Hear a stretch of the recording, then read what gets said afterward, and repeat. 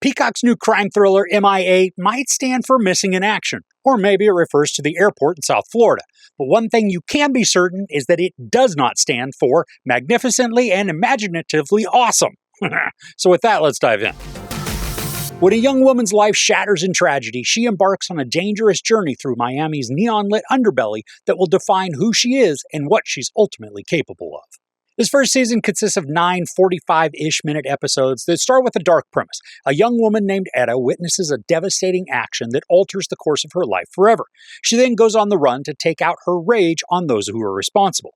Now, the show is way more violent than I expected, with a brutal sequence that illustrates how cruel people can be, especially when they have something to gain, or even lose. The show stars Shannon Gisela, Brittany Adebamola, Dylan Jackson, Danae Garcia, Gerardo Salasco, Maurice Comte, and Alberta Guerra.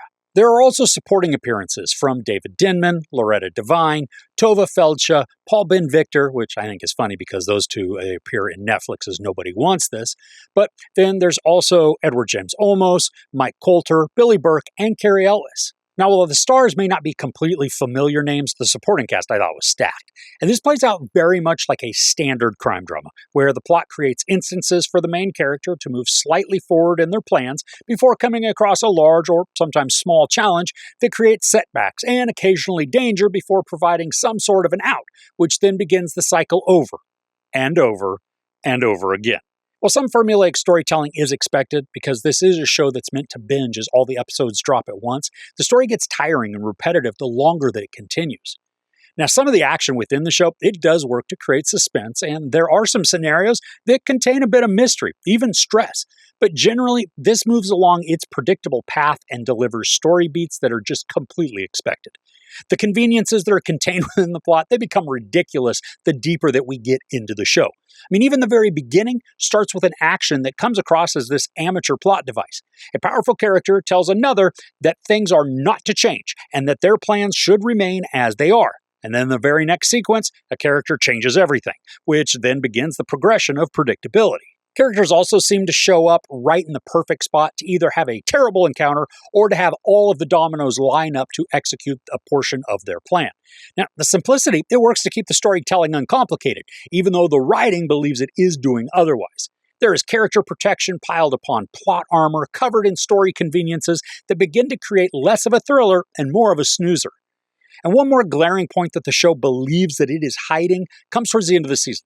There's this supposed surprise reveal, complete with a musical dun-dun-dun. Nothing about this sequence was surprising.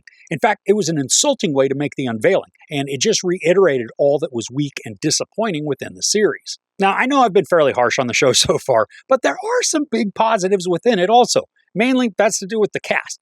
Loretta Devine plays an auntie that the main character interacts with, and her matter-of-fact snarkiness, it's funny and on point. She spouts wisdom without beating around the bush and gets to the heart of an issue without any fluff or sparing of feelings. I mean, she's not in the show much, but each appearance just put a smile on my face. And then there's Carrie Elwes. He's this laid-back, nonchalant, retired detective who is the spitting image of what you'd imagine a South Florida retiree to look like. He's got a woven hat, sunglasses complete with croquis, a loose-fitting camp shirt, and then shorts or sometimes linen pants. I mean, he's a bit like Columbo, too, in the way that he approaches people. Non-threatening, while still coercing the information that he needs. Tova Feldsha starts off like she's going to be a minor character within the story, but her arc grows and then adds a lot of excitement. And is it built out of convenience? Well, of course it is. But she embraces the persona and then crafts someone who is no nonsense and has the skills to back up her words. But then there are the two people that the main character befriends, played by Brittany Adebamola and Dylan Jackson. Now first, Adebamola is fiery and wise, but also passionate and protective. Her dynamic with Shannon Gisela goes way beyond the standard level of friendship, especially with all of the trouble that Gisela stirs up in her quest. But regardless of the pitfalls, Adebamola is a loyal friend who doesn't give up, creating a very lovable character within this sea of despicable baddies. And for as much as I did like her, the standout in the cast for me is Dylan Jackson. He plays a neurodivergent young man who loves yacht rock and kittens. Now, I don't know if the actor really is neurodivergent or not, but he captures the differences to normies extremely well, creating a character that is not helpless or sad, but instead is someone filled with almost non-ending compassion and concern, as long as you don't mess with his kittens. And Jackson portrays the character also with some huge respect, never positioning the person as a joke or someone less than. He just simply views and interprets the world around him in different ways than others, giving him insight and outlooks that others don't notice.